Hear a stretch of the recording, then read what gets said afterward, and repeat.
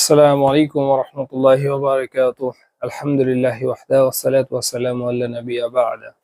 আজকে যে বিষয়টা নিয়ে কথা বলবো সেটা হচ্ছে ইসলামের একটি সৌন্দর্য। ইসলাম হচ্ছে পরিপূর্ণ একটা দিন।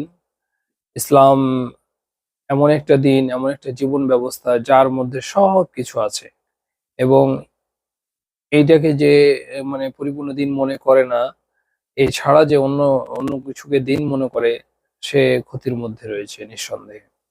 আমাদের ব্যর্থতা আমরা ইসলামকে সঠিকভাবে বুঝতে পারিনি। কিন্তু আলহামদুলিল্লাহ আল্লাহ সুবহানাহু ওয়া তাআলা অবশ্যই আমাদের মধ্যে এর মধ্যেই কল্যাণ রেখে প্রত্যেকটা হুকুম, প্রত্যেকটা আদেশ, প্রত্যেকটা নিষেধ আমার কাছে মনে হতে পারে, আপনার কাছে মনে হতে পারে যে এটা ইসলামে কেন করা হয়েছে অযৌক্তিক বা আমার বিবেকের সাথে যায় না। কিন্তু আপনি এটা মনে রাখবেন যে প্রত্যেকটা বিধান মানুষের কল্যাণের জন্যই দেওয়া হয়েছে। অবশ্যই ওটাতে আমাদের কল্যাণ আছে। কিন্তু আমরা হয়তো বুঝি, কোনটা হয়তো বুঝি না।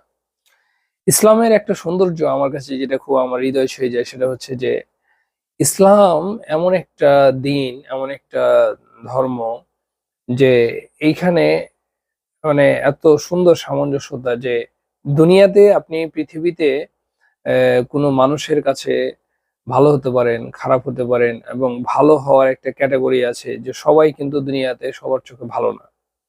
মনে করেন একজন গরিব মানুষ, খুব অসহায় মানুষ, সে কিন্তু সব জায়গাতে তার সম্মান নাই। সব জায়গাতে কিন্তু তাকে গণ্য করা হয় না। সব জায়গাতে তাকে ডাকা হয় না বা একটা উপর লেভেলের কোনো জায়গাতে তার কোনো মূল্যায়ন নেই।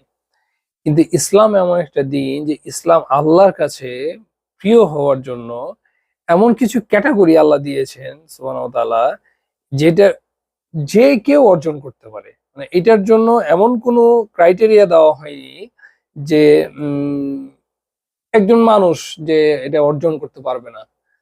মানে আল্লাহর প্রিয় হওয়ার জন্য এমন কিছু ক্রাইটেরিয়া দেওয়া হয়নি যেটা যে কেউ যেটা অর্জন করতে পারবে না। যে কেউ অর্জন করতে পারবে। কালো হোক, ন্যাংরা হোক, অন্ধ হোক, বোবা হোক, বধির হোক, অথবা গরিব হোক।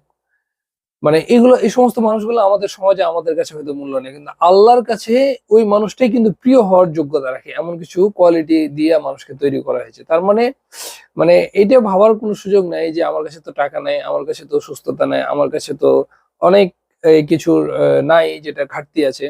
কিন্তু আমি কিভাবে আল্লাহর কাছে প্রিয় হব? এইটা অবশ্য অন্তত চলবে না আরকি। কারণ আল্লাহর কাছে প্রিয় হওয়ার জন্য যেটা দরকার এটা আল্লাহ প্রত্যেকটা মানুষকে দিয়েছে। এটা ইসলামের একটা সৌন্দর্য। আমি গরিব হলেও আমি কিন্তু মানুষের কাছে আমার মূল্য নাই। কিন্তু আল্লাহর কাছে কিন্তু আমি মূল্যবান হতে পারি। মানে এই যোগ্যতা, এই ক্রাইটেরিয়া মানুষকে দেওয়া হয়েছে। সুবহানাল্লাহ! এটা কিন্তু ইসলামের একটা সৌন্দর্য। আমি দুনিয়াতে গরিব, আমার কিছু নাই বা মানুষে আমাকে কোনো মূল্য দেয়নি। কিন্তু আসমানের যিনি মালিক, যিনি আমাদের সবার সৃষ্টিকর্তা, যার হাতে সবকিছুর ক্ষমতা, তার কাছে কিন্তু আমি প্রিয় হতে পারি এবং তার কাছে কিন্তু আমি সম্মানিত হতে পারি। এই যোগ্যতাটা কিন্তু দেওয়া হয়েছে মানুষকে। সুবহানাল্লাহ! এটা আমাকে খুবই মানে ভালো লাগে। আলহামদুলিল্লাহ। রবের প্রশংসা, আলহামদুলিল্লাহ। আল্লাহর শুকরিয়া যে আল্লাহ আমাদেরকে আশরাফুল মাখলুকাত হিসেবে সৃষ্টি করেছেন এবং সবচাইতে বেশি শুকরিয়া আদায় করা উচিত যে আমরা মুসলিম। আমাদেরকে না চাইতে আল্লাহ ঈমান দিয়েছেন। রাজিতু বিল্লাহি রাব্বা ওয়া বিল-ইসলামি দীনা ওয়া বিমুহাম্মাদিন সাল্লাল্লাহু আলাইহি ওয়াসাল্লাম নাবিয়্যা।